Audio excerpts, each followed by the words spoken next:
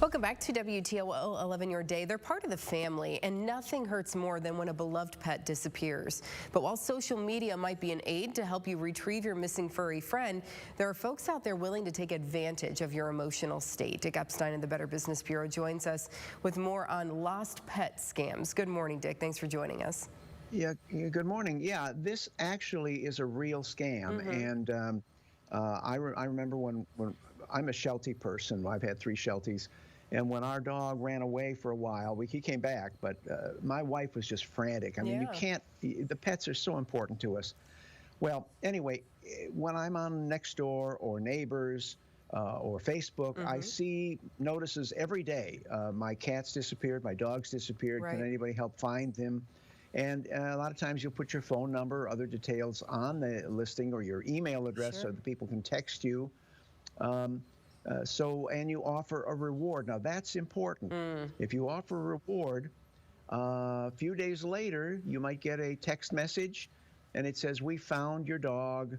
And it's just like you described in the message. And you go back to them and you say, "That's great, but I also need, can you describe my dog? Can you describe my cat to them?" They're vague. They'll only describe what was in the message originally, and they'll say they were out of town or their smartphone doesn't work, but they pressure you for the reward. Go ahead and send me the reward, and I'll deliver your dog or your cat back to your home. Well, of course, my message is don't do it. Don't pay up. They don't have your pet. This is a scam, and they may just take the money and disappear. In other cases, your pet may, in fact, have been stolen, and there is a market for this. This goes on, and then they will ask for payment, or they'll just put your dog or cat on Craigslist or one of these other sources and try to sell them. And then you're looking at Craigslist and you see that they're describing your dog and they're selling it on Craigslist. So it's outrageous. Now, what we tell people to do is, first of all, when you put this message on the social media about your dog or cat, limit the amount of information you give, and don't tell about a specific, unique physical attribute. With Franklin, for example, one of his paws was much wider than the other. So we wouldn't put that on the social media. We'd have them tell us that if they found him. This can verify him, and watch out for spoofed phone numbers. This is remember now, the internet is international. It's seen all over the world.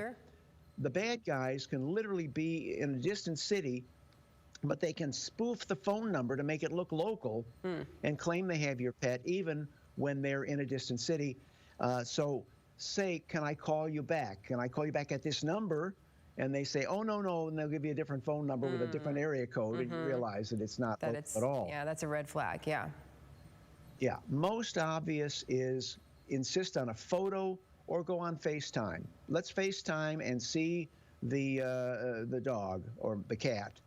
If they say, "Oh no, my phone doesn't work," or "I can't go on FaceTime," or "I won't give you a photo," it's a red flag. Never wire money to them, never send them money. If you want to arrange, if they really want the reward, arrange to meet them at the parking lot of the police department and exchange the dog, and you'll pay them the reward there. That's the safest way to do it. And hopefully they're good Samaritans and they really did find your dog and they deserve the reward. But if they're scammers, they won't show up, and you'll know that it's a fraud. Well, isn't that the worst? You know, they're just preying on your emotions, like you said. And then, of course, you know, we always tell people to microchip their animals and make sure that that contact information is up to date as well, just to help bring your pet home. Microchip, and also they have collars which have a GPS tracker that can be purchased to find your pet's location. We don't have Franklin anymore. He's left us now, but I can assure you that if we had known that in those days, we would have gotten a collar for him with the GPS in it, because losing your pet is just the worst thing in the world. It is. And of course, if the pet was stolen, call the police. If they're on Craigslist or social media trying to sell your pet, call the police, because this sort of thing is just got to be stopped. Yes, it does. It's horrible. Okay, Dick, thank you for that warning this morning. We appreciate it.